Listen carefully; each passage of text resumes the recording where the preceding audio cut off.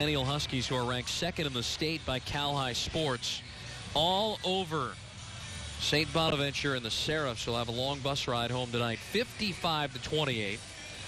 The numbers are mind-boggling right there for Weber, who you see, 21 of 28, 331 yards and 3 touchdowns. He's also run for 39 yards on 7 carries. And for his running back, Trey Watson, who lines up behind him to start the fourth quarter, 26 carries, 279 yards, and 5 touchdowns. That's an average of almost 11 yards a carry, running for the first down, and he's close to another 300-yard performance. You were mentioning Cal High Sports. I saw Mark Tennis, Ronnie Flores today from Cal High Sports. We talked about Eric Sonheimer, John Maffey from the Union Tribune here all day. Got some great high school prep journalists out here covering this. Good to see those gentlemen. Those guys, that's their job, but it's also their great passion as well. They work very, very hard at what they do. Weber in trouble, and Weber goes down back at the 45-yard line. Just a note now on Watson, 295 yards rushing. About to have back-to-back 300-yard rushing games, and he's up over 600 yards and 10 touchdowns through 6 quarters of football to start his senior season here in 2013. Steve, he really glides. I mean, and the thing that I like, he's not one of these guys that just, a lot better than the guys he's playing against. That he is, but he also got some good football instincts. He tries to stay within the realm of the offense. Well, they finally stop him here for no gain. He's had video game numbers there until that carry. And that's going to bring up a 3rd down and long. And might St. Bonaventure hold for the first time since the 2nd drive of the ball game? You know who he reminds me of a little bit? Michael Turner. Obviously high school, he's 195. Michael Turner was, like 240, 245. But he's got tremendous leg strength and good upper body for a high school athlete. Yeah, he looks a lot to me like Kadeem Carey at Arizona. The next time you see him in a couple of years, he'll probably have biceps that are twice as big as they are now and running for 100 yards a game. I got a flag on the play. We got to delay a game. So the 3rd and 14 is now going to be a 3rd down and 19. And perhaps this will be the stop here for St. Bonaventure that they have so coveted since the 2nd drive of the game for Centennial. It is the 11th possession of the night for the Huskies. Watch one-on-one. Benuelos, wide receiver on little Isaiah Taylor. Yeah, and Devontae Nunnery is in the hospital. They're going long in double coverage, incomplete. They doubled Grayson Bankhead, and it is 4th down and 19. And the punt unit comes out, and finally a stop for St. Bonaventure. Their first since early in the first quarter. I'll tell you, Jake Perez, a little sophomore, he's going to have to get on the field a whole lot more if he's going to get a letter. I mean, the guy that does a great job punting, the problem is he never gets an opportunity to be on the field. Well, he's got lucky some. He's the kicker, I was going to say he's got a bunch of extra points. Yeah, he's lucky he's the kicker. He got the punt away, got bumped. There'll be no call. And it's going to take a bounce and roll toward the sideline and be down at the 22-yard line. And the string of scoring on 8 consecutive drives was extended to 10 with 2 third-quarter drives and touchdowns for Centennial. But here to start the 4th quarter, they wind up punting the football away. Joking about Jake Perez. Yeah, he wouldn't have enough of punting attempts to qualify for a letter. He's lucky he does the kickoffs and the PATs and the field goals. He might get on the field more than your average backup with just the plays and point afters he has to kick in a single season. They might score 100 touchdowns this year. Alston falls incomplete as it went off his fingertips. Well, it's going to take an awful good team to slow this team down offensively. Now, they've got some work to do defensively, but offensively, you're going to have 2 really, really good cover corners, and I think you're going to have an outstanding inside tackle or two to stop that run. But you got to have two guys on the outside that can play. Chambers has had a terrific game. Chambers is gone again. He got caught at the one last time, won't get caught this time. 78 yards on that run. He tacked that with the 68 he got on the other end. And this kid might be over 300 yards by the end of the day.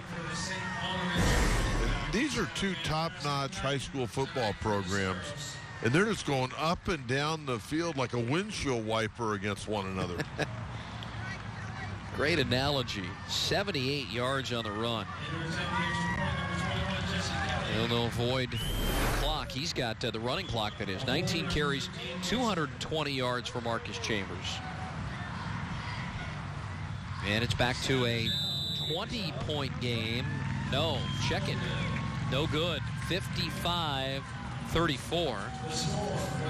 21-point advantage here for Centennial, who's going to get the ball for a 12th time coming up here with 9:37 to go in the fourth. I'm just amazed at the offensive talent. I really am. And it's not just, the quarterbacks and a running back. I mean, there's multiple guys on both of these teams that really can play.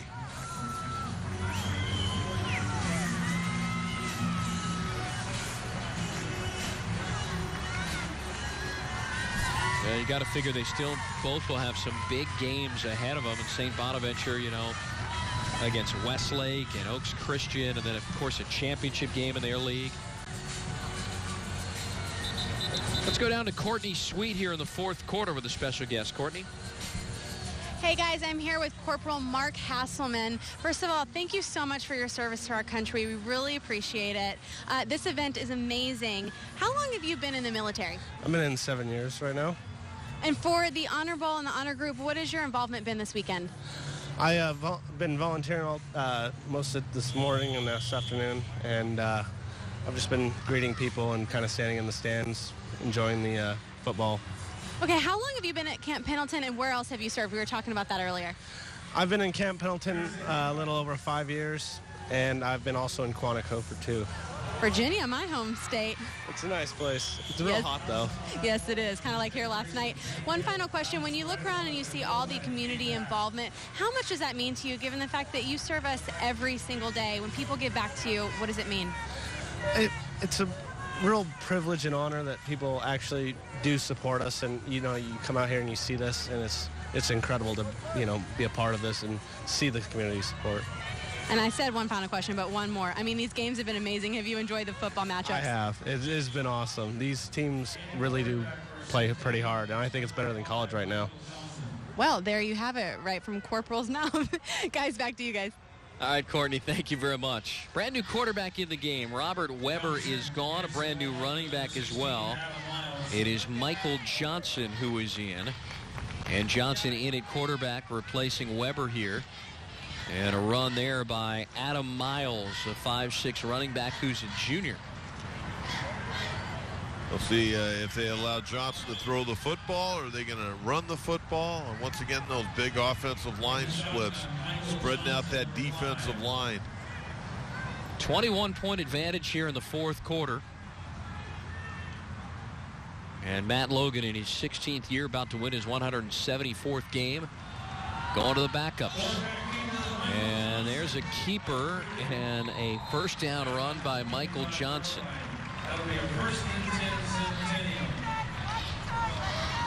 Johnson is a senior.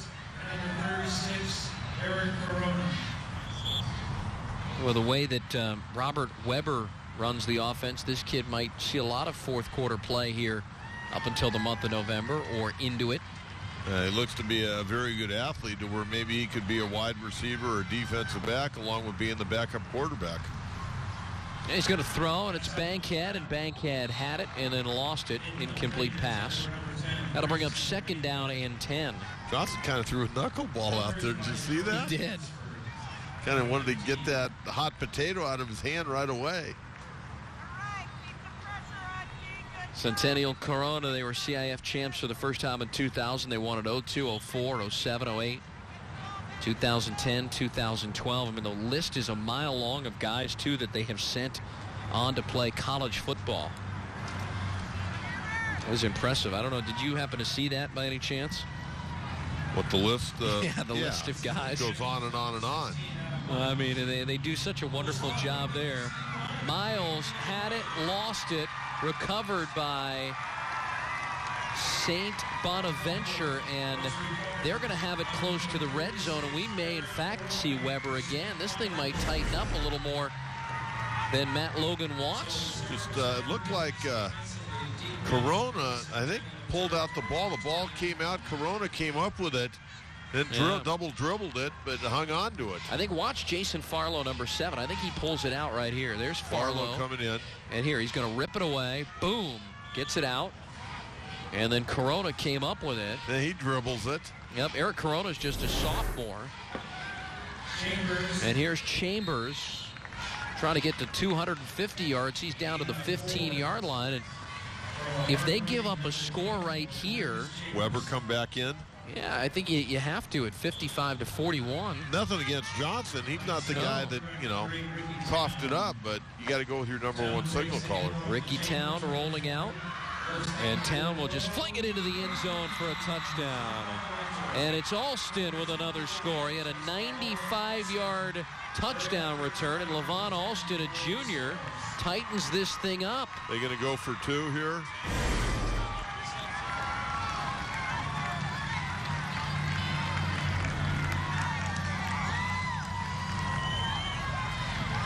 Town with another touchdown throw.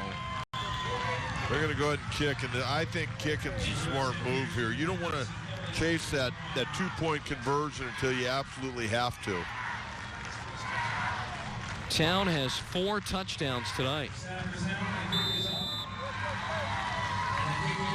And the extra point banged through by Jesse Kelly, 55-41 with 7:50 to go in the 4th.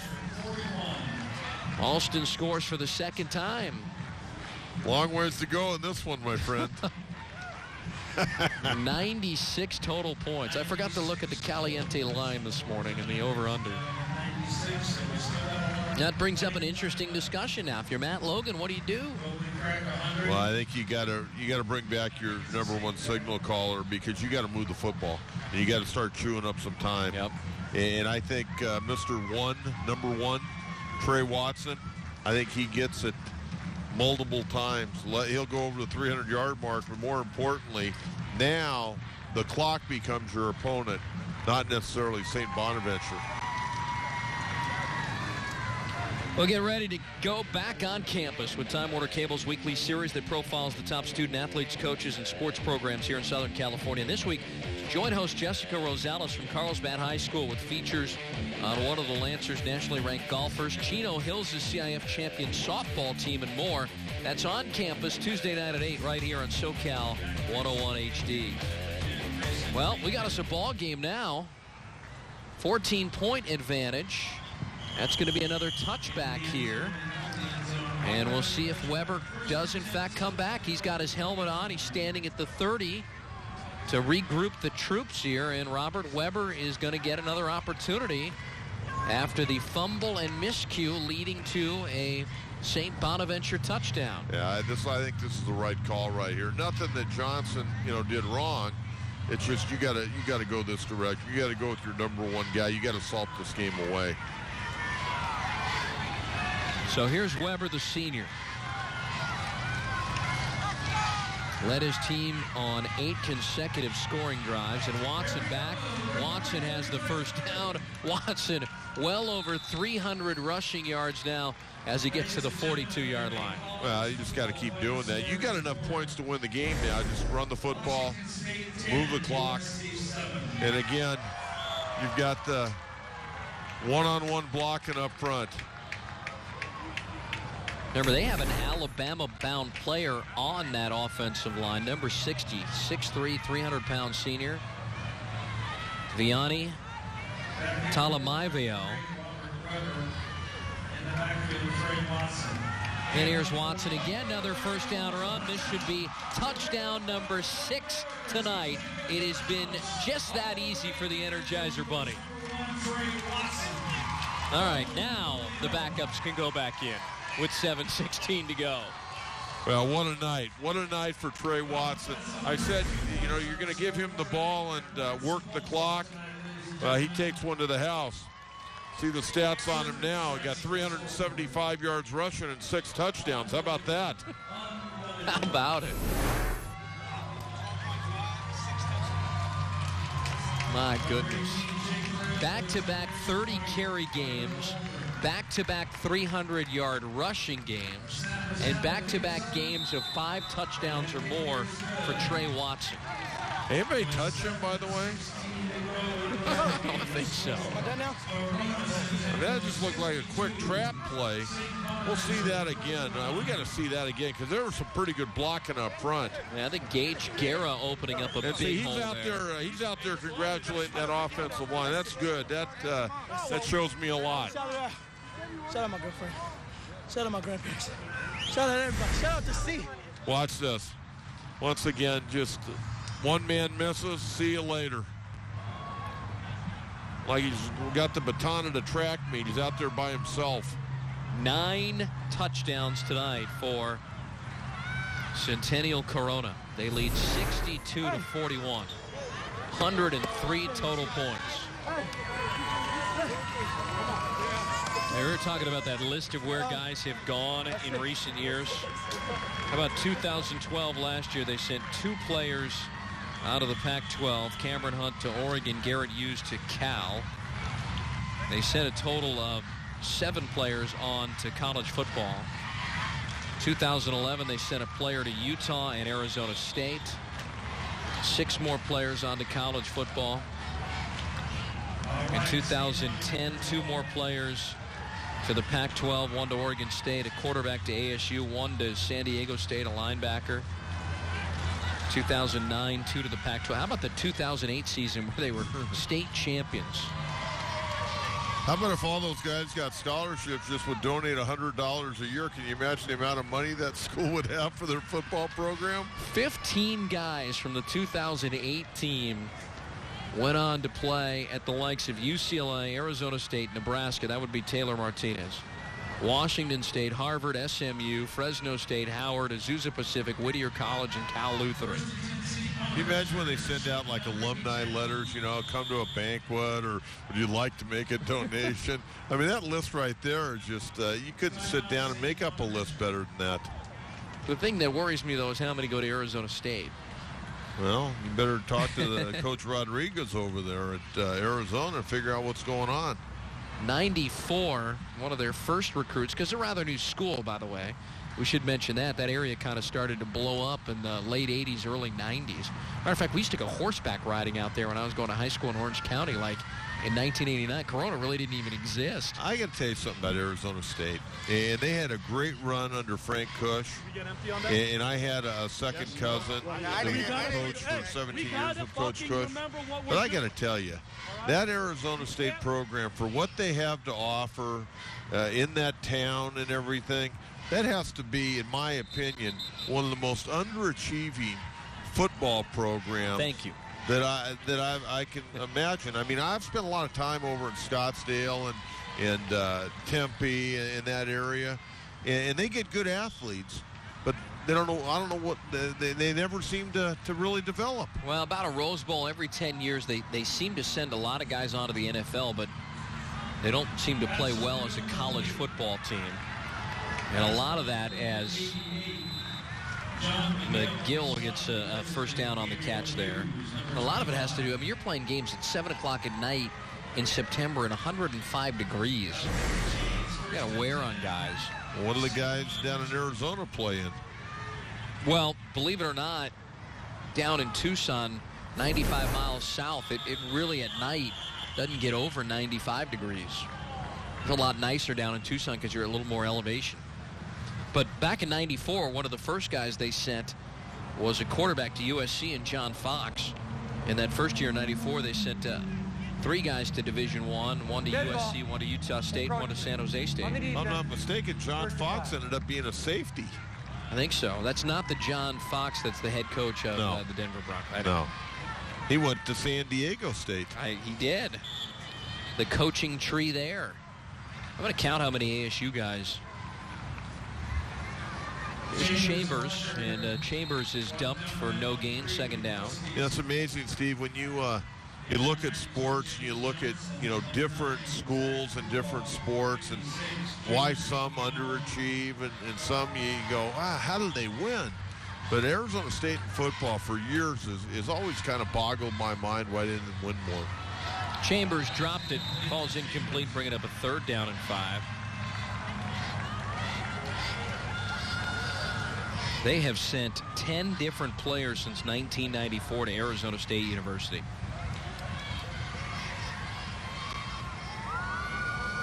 Well, they had Burfict, that big linebacker here a few years back. Yeah, that would be the key name going there to Arizona State. That he was outstanding in his stay there.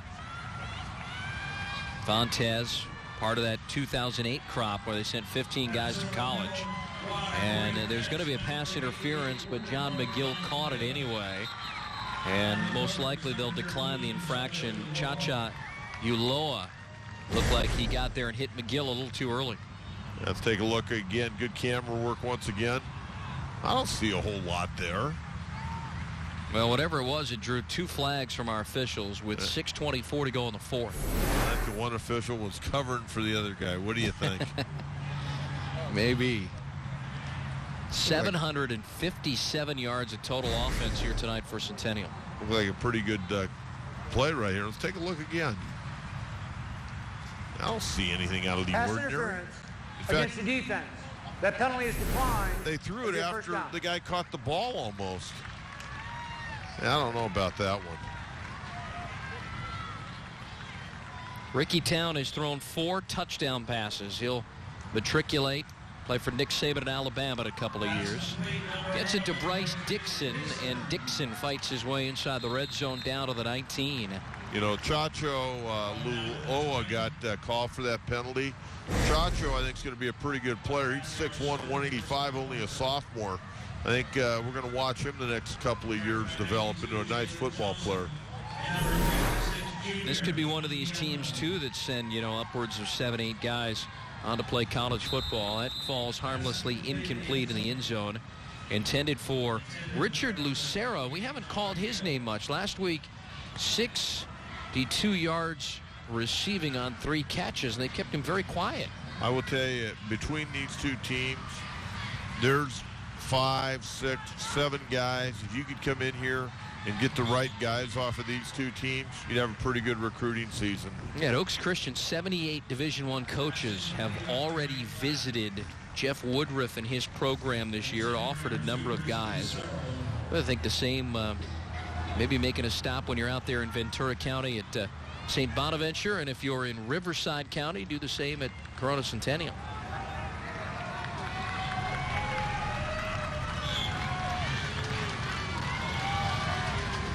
Fourth down, they'll go for it. Chambers, and he dives forward. I think he had enough for the first down. Yeah, it's going to be tight. I think he might be a little bit short. Is it going to be the right foot or the left foot spot here? If it's right foot, it's a first down. They give him a right foot. They give it to him, stopping the clock with 5:44 to go. It has been the Weber and Watson show, and it'll be that show the rest of the way out here for Centennial, who you probably would expect to see in Carson again. Not at the Home Depot Center. I think they changed the name of it. There's Alston with a catch, fighting for the goal line, and he's down at the 2-yard line. Xavier Hughes, who had 9 tackles last week, the senior, stops Alston from getting into the end zone. Hey, let's face it. These two offenses, the only way they get stopped is if they stop themselves pretty much. Drop pass or a turnover. Each side has had 1 turnover, both a fumble. Town now. And Chambers is in. Touchdown. Comes with 5:14 to go. 62-47. Hey, Chambers had his stats up. He got a pretty good night stat-wise. He'd like the score to be different, but stat-wise, I think Chambers' numbers are pretty solid. That they are. He might finish with a 300-yard rushing ball game if they get the ball back one more time. I don't think I've ever seen two running backs in the same game get 300 yards. But that would go back to the Russell White, Derek Brown days of Servite against Crespi. Derek Brown, good call. And that extra point is through and good. Jesse Kelly converting. 62-48 with 5:14 to go. Where are you now, Derek Brown? Well, he went to Nebraska. He played for the Saints for a while. Yep. Probably coaching somewhere if I had to guess. Chambers, by the way, 23 carries, 227 yards, and 2 touchdowns. The story of the night, though, has been Trey Watson. If you're just joining us, 30 carries, 375 yards, and 6 touchdowns. You bring him back in the game, or do you let him sit this one No, out? I think I don't risk injury, and you don't bring him back. Well, next week, Centennial is going to travel to Mission Viejo High School to take on Long Beach Poly. Poly not going to be in a very good mood after getting beat by Servite. No, it just continues. 694 yards and 11 touchdowns on the season for Trey Watson. And he's playing in just his 8th quarter of football, and there's still 5 minutes to go. And next week, St. Bonaventure are going to travel to Redlands, East Valley. So they're back on the road next week. That is a season for some players, 694 yards.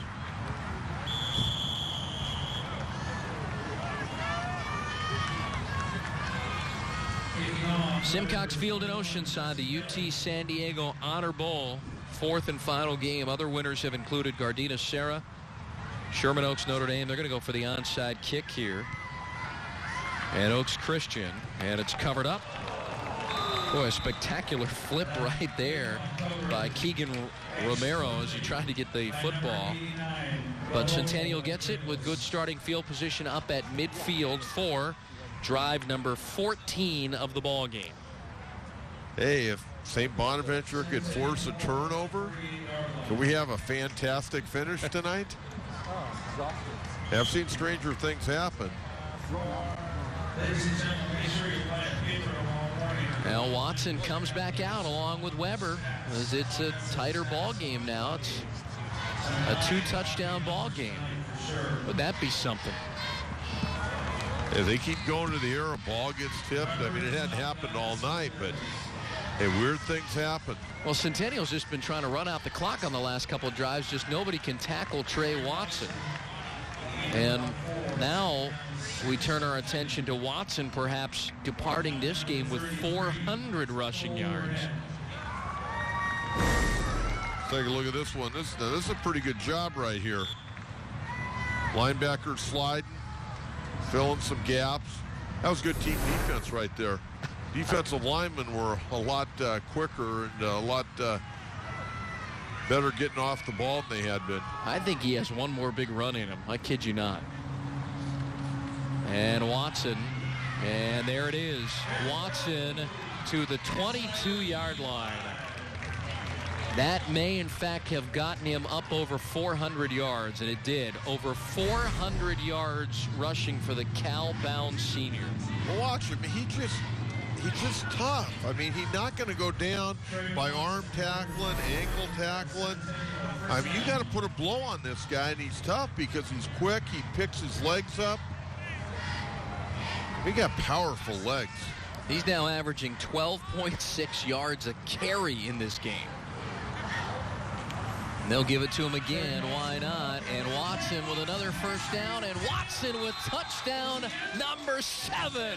Oh, you got to be kidding me. And the thing is, Steve, this isn't some young guy that, has got, tremendous speed and is going to bounce everything outside and outrun a bunch of guys that aren't as good as him. I mean, he's running inside. And that, I'll tell you right now, that's going to help him a great deal when he goes to Cal because he's going to be able to make that adjustment where a lot of high school backs, they want to start it inside and then bounce everything outside. This guy's not afraid to go straight at you. Yeah, I'm disappointed in the kid. It turns out he underachieved last week in game number 1 when he had 319 yards on 33 carries, because in this game, look at this, 33 carries, 427 yards, 7 touchdowns. My goodness. Hey, the way this game's going, we may see him